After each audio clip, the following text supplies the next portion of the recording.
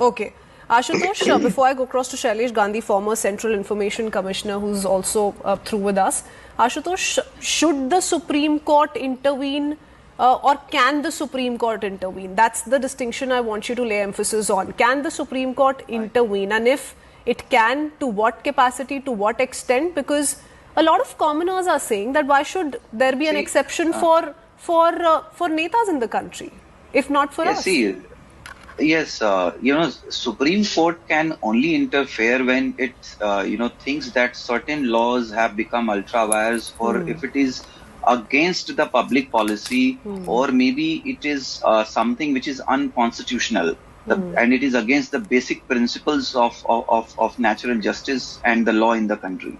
Now, here in this case, if you talk about Section 8 of the Representation of People's Act, which we know that it prohibits any politician to contest elections for 6 years if they are convicted, for 2 years, or for certain offences which are mentioned in the schedule.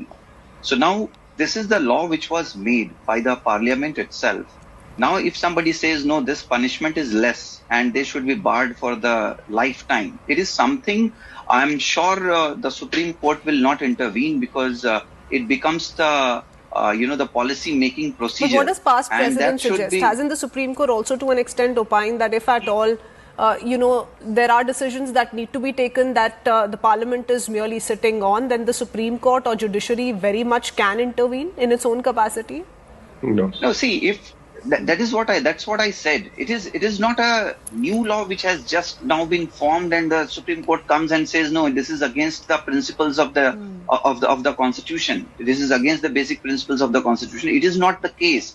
This is the law which has already been made since years together, and there have been judgments also considering the same issue. Recently, we saw that it happened in the case of Sri Rahul Gandhi also.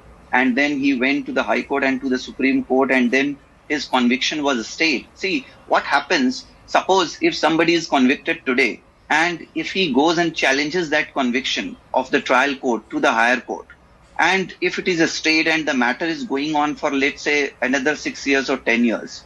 So after 6 years, he won't be able to contest the election otherwise. No, cases of disqualification is one.